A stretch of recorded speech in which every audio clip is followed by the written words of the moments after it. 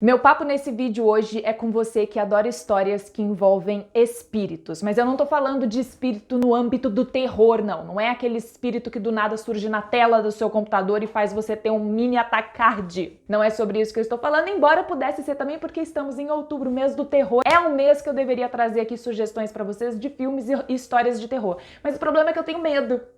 Tudo bom? Embora eu adore estudar sobre espíritos e essas coisas, eu morro de medo, então não é tudo que eu assisto. Nesse caso de hoje, nessa indicação que eu trouxe pra vocês, eu estou falando mais no âmbito espiritual da coisa. Sabe aquela ideia de o que acontece depois que você bate as botas e parte dessa pra uma melhor? Ou pra uma pior também, que a gente não sabe exatamente o que a pessoa fez nessa terra, a gente não sabe pra onde que ela vai. Eu comecei a assistir um dorama chamado Missing the Other Side na Netflix. Então, a dica de hoje que eu vou te dar é pra você assistir na Netflix. E quando eu comecei a assistir, eu tinha uma leve noção de que traria ali um pouco de espiritualidade, mas eu não busco saber muito da sinopse, eu não busco saber muito da história. Eu deixo o dorama por si me convencer a assistir. E o começo tava meio confuso, mas logo deu pra entender do que se tratava e a história é simplesmente genial. É genial, é incrível e assim, é extremamente emocionante e vocês vão entender o porquê. Nessa história a gente vai lidar com pessoas que desapareceram. Sabe quando alguém é sequestrado e infelizmente acaba sendo assassinado e o assassino simplesmente joga o corpo da pessoa em algum lugar e ninguém consegue encontrar? Os parentes ficam procurando a vida inteira, o espírito daquela pessoa não tem paz porque o corpo dela não foi encontrado, ninguém sabe se tá vivo, se morreu, não consegue seguir em frente, fica aquela coisa estagnada. E na espiritualidade, normalmente o que a gente vê, a gente precisa desapegar para o espírito poder seguir a vida dele. Como é que você desapega de uma coisa que você não sabe exatamente qual é o fim que deu? Você não sabe se tá morto, você não sabe se tá vivo, logo aquele espírito não consegue desencarnar, não consegue seguir em frente. E aí a polícia também tenta de todas as formas encontrar o corpo, não consegue, não chega numa conclusão e com isso o espírito não vai embora. Mas aí o que acontece? Ele fica no nosso plano, entre nós, assombrando a nossa casa, cutucando no nosso ombro, falando: meu querido, larga a mão de mim que eu preciso seguir em frente. Não, nessa história aqui, o espírito tem uma vila, uma cidade onde ele fica até o corpo ser encontrado e ele finalmente ser liberado para seguir ali a jornada dele para onde Deus quiser que ele vá, que a gente também já não sabe o que acontece depois dessa etapa, porque a história não explicou, a gente ficou só na vila mesmo. Então o que acontece em Missing the Other Side? Só isso aqui eu já achei genial, gente, pelo amor de Deus, o espírito parar numa vila, e nessa vila ele, entendeu, ter os negócios tudo certinho lá para ele poder aguardar o momento em que o corpo dele vai ser encontrado para ele poder seguir em frente. Isso aqui eu já achei genial. Mas aí o que a gente tem nessa história? Nós temos o nosso protagonista que se chama Kim Wook, e o Sr. Wook, ele é um justiceiro, é aquele tipo de pessoa que consegue vencer as pessoas pela lábia, poderia ser um canalha, poderia sim passar a perna nas pessoas porque ele tinha potencial para isso. No entanto, ele começa parecendo um golpista, mas depois a gente vai descobrindo que ele é um golpista pro bem. Ele tem dois amigos com quem ele trabalha e basicamente o que eles fazem é: vamos supor que você é uma senhorinha e você foi passada para trás por uns capangas de uma máfia aí que roubou todo o seu dinheiro. Ele vai até esses capangas, essa máfia, ele passa a perna nos caras para devolver o dinheiro para a senhorinha que foi roubada. Ou seja, ele é um negócio de um justiceiro, ele gosta de fazer justiça com as próprias mãos. Ele fala o tempo todo durante o dorama que ele não consegue ver uma injustiça sendo feita e simplesmente deixar pra lá. Não. Ele precisa resolver aquela situação. E aí um dia ele está no meio de um processo ali, porque ele está sendo perseguido pelos caras que notaram que ele tinha passado a perna nele, quando ele vê uma moça sendo sequestrada. E aí ele começa a filmar. Só que também ele não é muito esperto, porque ele não apenas filmou a moça sendo sequestrada, como ele deixou os bandidos que estavam sequestrando a moça saberem que ele tinha filmado o sequestro. Eu quis gritar, gente, eu quis catar o personagem pelo cangote e falar: meu anjo, qual é a chance disso dar bom? Primeiro que são 5, 6 contra 1, que tava cheio de gente, cheio de homem naquele carro, não tinha a menor condição desse homem conseguir escapar. Mas ele achou que ele tava sendo super inteligente, ou eu sei lá, ele achou que os caras iam ficar com medo e sair correndo. Tipo, ele era velho, enfim. Já tô fugindo do foco porque eu fiquei muito revoltada aqui com a inocência do rapaz. Mas aí, então o que acontece? Ele vê essa moça sendo sequestrada, ele fotografa ali, ele faz um vídeo, só que faz com que os caras se virem contra ele, obviamente, porque agora ele tem uma prova do sequestro que estava em andamento. E aí eu sei, menino, que é um corre-corre, um Deus nos acuda dele fugindo desses caras que estão querendo pegar ele. E com isso, ele acaba indo parar no meio do fucking nada. E aí ele acaba sofrendo um acidente. Durante a noite ele acaba sofrendo um acidente e ele é resgatado por um cara que mora no meio da montanha ali, numa casinha no meio do nada. Chegando na casa desse homem, no dia seguinte, ele fala: meu senhor, meu bom senhor, eu preciso voltar para a cidade, porque, né, eu não posso ficar aqui no meio do nada. O senhor tem um telefone aí, uma internet pra estar me emprestando pra eu chamar um táxi, um Uber?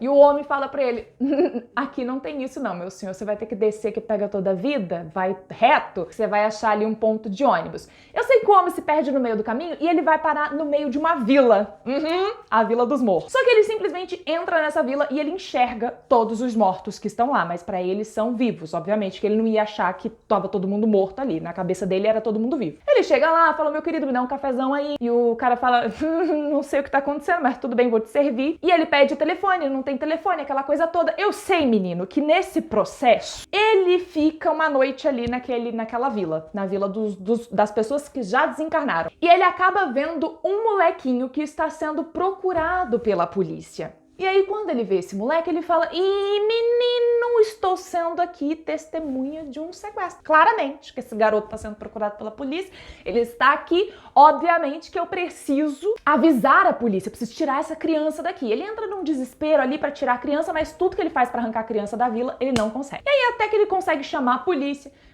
vai até lá onde ele falou que tem a vila, onde falou que viu a criança, e quando chega lá, ele começa a mostrar a vila. Olha aqui a vila, meus anjão, olha a vila. E a polícia fica olhando pra cara dele pensando: porra, mais um maluco na minha vida, meu irmão.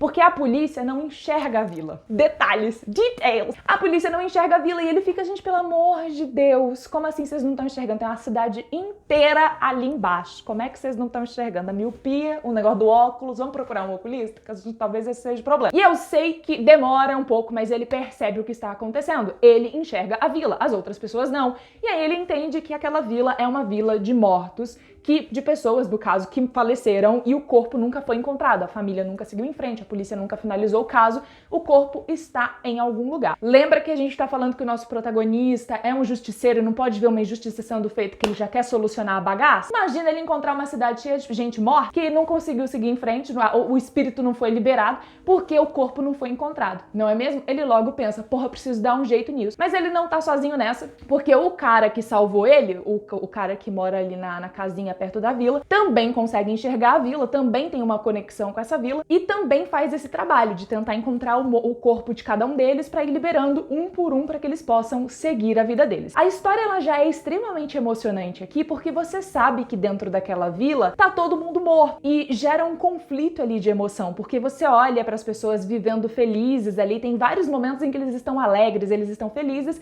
mas você sabe que eles passaram por coisas horríveis e traumatizantes e coisas horrendas mesmo, que fizeram eles pararem ali e que, eventualmente, quando o corpo deles for encontrado, eles vão seguir em frente. Então aquilo ali é só uma etapa de todo esse processo. E você sabe que você não pode se apegar a ninguém ali, embora eu tenha me apegado, sim, me apeguei ao Thomas. Gente, que personagem delicioso, que personagem maravilhoso. Mas aí o que acontece? Ele obviamente decide ajudar os moradores dessa vila e aí ele começa a tentar de alguma forma fazer com que a polícia receba informações que possam realmente colocar a polícia no trajeto certo, no local certo onde a polícia pode encontrar esse corpo sem que ele seja taxado de louco. Porque como é que ele vai explicar? Eu sei exatamente onde você pode encontrar o corpo de fulano, porque eu vi fulano, conversei com fulano. Não, realmente não dá. É um negócio que não tem como. Então ele começa a trabalhar com o policial. E aí na história a gente tem o cara que mora na vilazinha, que salvou ele. Esse senhor, ele tem uma história super triste por conta própria mesmo, porque ele tá há anos procurando pela filha dele, que sumiu quando era muito novinha. A filha dele era uma criança, ela desapareceu e desde então ele vem procurando por essa filha. Já se passaram 15, 16 anos depois e ele segue procurando essa filha. Ou seja, a gente tem uma conexão ali de uma pessoa desaparecida. E a gente ainda tem a história de um policial que também está procurando pela noiva que desapareceu. Então a gente tem várias pessoas